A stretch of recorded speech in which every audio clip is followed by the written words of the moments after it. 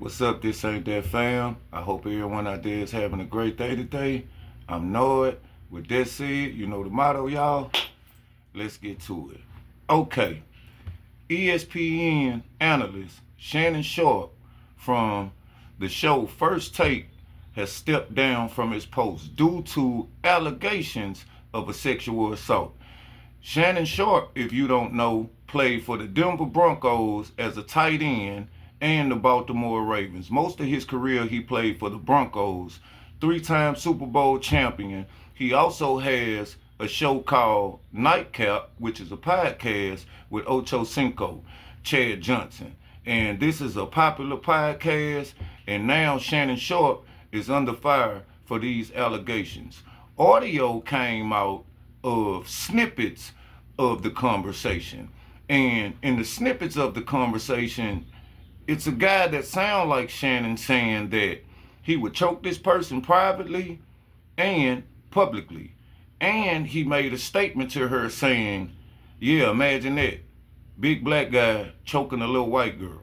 So this is bad, y'all. On top of that, he came out with a video proclaiming his innocence and saying that the lawyer that is filing the claim for the girl is a lawyer that targeted African Americans like Jay-Z and Diddy. Take that.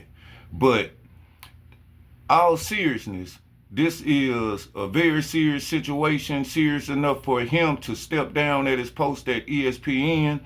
I don't know what's going to come from this, but it's a couple of things that I want to say, not pertaining to the situation, but pertaining to the people around Shannon. First of all, Stephen A. Now, true enough, Stephen A. reached out to Shannon to get him his position on his show at ESPN First Take. True enough, Stephen A. says that he's a good friend of Shannon. You know, he wanted to help him out in any kind of way.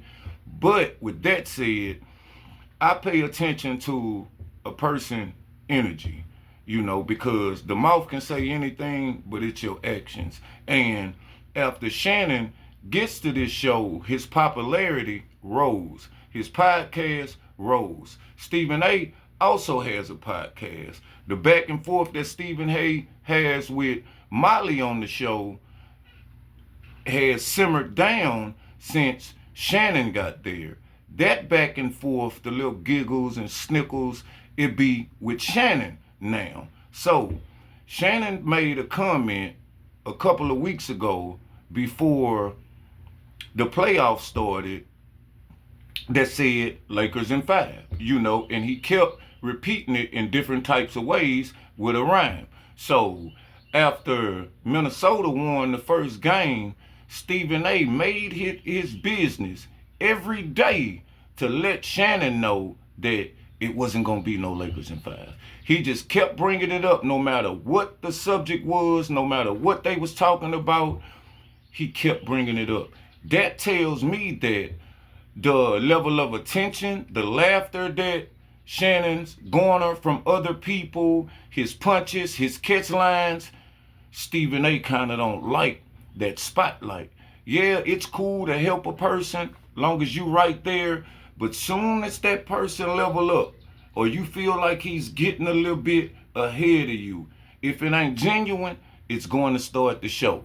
So I say all that to say that Stephen A., yes, he might looked out for Shannon. Yes, he might call him his brother, his compadre, a good friend.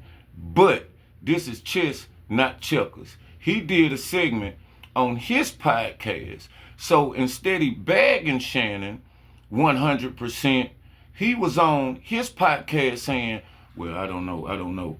You know, well, it says this or it says that, and the bosses gave me permission to speak about this, and the bosses said that until we find out. I understand all that, you know, but if you don't know, you don't know.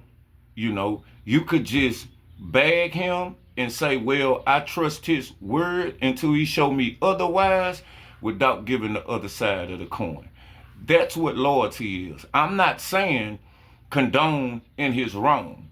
That's not what I'm saying. But by you speaking a narrative that's not true, and none of us know whether it's true or not, that leaves room for those doubts and those thoughts to creep in your audience, because you are projecting it out there to them. Now, for as with Shannon, he say he's going to take this time to focus on his family and other things, but he's 100% innocent.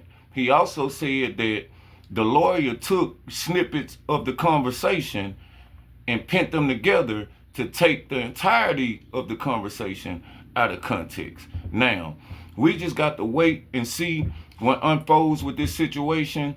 Me, I'm crazy about Shannon Short because he's a pillar of our community, and he showed us that you can persevere and make yourself out of something coming from a small rural town in Georgia. So I kind of look up to his blueprint. I don't know him personally, but I'm going to sit back and monitor the situation, and hopefully he can come out with a situation like Jay-Z, to where when the 13-year-old had allegations against Jay, he 100% said that it was false, and he fought it tooth and nail and countersued with a defamation suit. So y'all monitor it, pay close attention to it. A lot of these things that get brought to the media, it be smoke and mirrors, and we done had a bunch of cases where people come out with allegations against people and it's just a money grab. So I don't know if it's heads or tails, but you can believe one thing, that butter marinating and that popcorn gonna be right there, because it's just one big show, y'all. With that said, I hope everybody out there have a great day. Before I leave, man, you know the motto, this ain't that, y'all. Peace.